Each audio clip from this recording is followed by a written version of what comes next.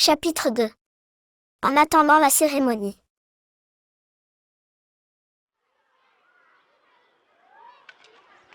Dans une tribune où quelques élèves alanguis occupaient une rangée de sièges, l'attention s'arrêta sur deux silhouettes bien distinctes. Elles étaient destinées, sans le savoir, à devenir les deux théragonistes de cette histoire. Ou peut-être les tritagonistes. Qu'est-ce qu'on chauffe ici ? grommela un garçon prénommé Jesse, en agitant la main devant son visage pour s'éventer. Il tenta aussi d'aérer sa toge, mais l'air brassé ne faisait que lui renvoyer encore plus de chaleur. Bon sang, j'ai l'impression d'être dans un four. Une étudiante surgit derrière lui provoquant volontairement une petite frayeur. Pas sûr que tu aies bon goût en fin de cuisson, persifla-t-elle. Elle s'assit nonchalamment à côté de lui, elle s'appelait Eileen. Et moi qui croyais que tu étais homéotherme comme tout être humain normal. Très drôle, Eileen. Tacla Jessie, agacée, tandis qu'elle lui retourna un sourire narquois. Ouais, je sais, répondit-elle impassible et blasée, je suis très drôle, c'est le drame de toute mon existence. Jessie jeta un regard oblique à son amie lorsqu'elle sortit de sous sa toge un ventilateur de poche à humidification. T'as pas l'impression d'en faire un peu trop ? Lança-t-il, alors qu'elle se brumisait le visage avec un plaisir ostentatoire. Mettons-nous en selle, éluda-t-elle en se levant. Allons-nous mêler à la marée de moutons. Elle contourna son siège pour s'accouder au dossier de la chaise de Jessie, jouant distraitement avec le tassel de la toque de ce dernier, qui lui effleura la nuque.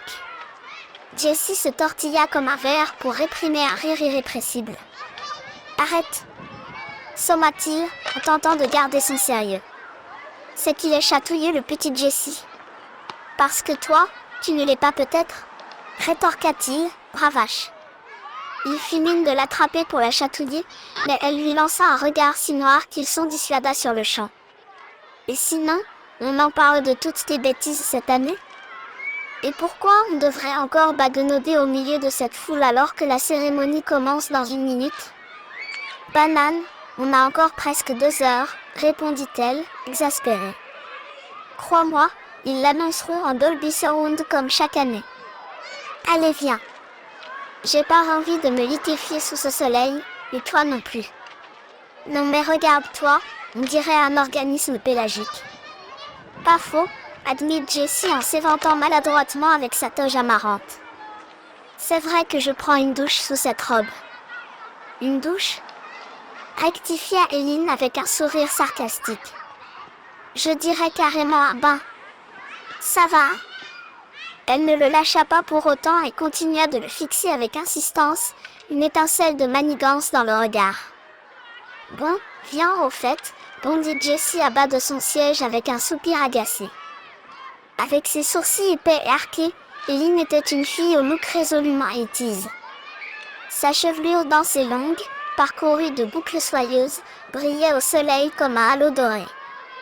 Cette particularité la distinguait des autres filles du campus, majoritairement blondes, tandis que les brunes et les châtaines restaient minoritaires. Bien qu'elle ne se différenciât guère de ses camarades à d'autres égards, hormis par son intelligence et une réserve sociale presque excessive, cette singularité capillaire la rendait un peu plus atypique que ses condisciples.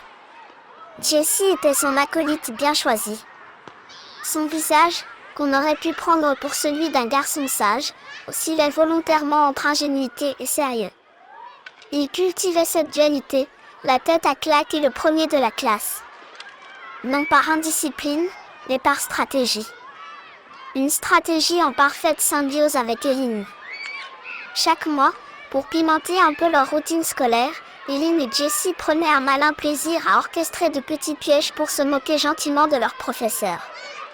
Ces espiègleries étaient diffusées de façon très calculée sur les réseaux sociaux, afin que leurs camarades les rendent virales sans que quiconque puisse remonter jusqu'à eux. Derrière leur apparente innocence, leur aisance à décrocher les meilleures notes n'était plus à prouver. Mais qui pouvait soupçonner une seule seconde que ces deux élèves, les plus brillants du campus du moins de leur section, puissent se livrer à une telle indiscipline ? C'était insensé. Leur dernière cible en date avait été le professeur Black, qui s'était révélé être une victime idéale tant sa maladresse naturelle offrait un terrain fertile à leur facétie. Ses réactions imprévisibles et son habitude de s'embourber dans des situations absurdes avaient porté leur farce à un niveau inégalé de satisfaction. Résultat, Lynn et Jessie étaient devenus des starlets anonymes des réseaux sociaux. Tu lambines ou le soleil t'a tout à coup ramolli? Ce fut au tour de Jessie de s'impatienter, alors que son amie l'avait elle-même pressée de bouger. Je réfléchissais à entreprendre une grosse glace à la fraise remplie d'une montagne de chantilly, une pomme d'amour caramélisée ou alors un smoothie, minauda Eileen avec des battements de cils exagérés.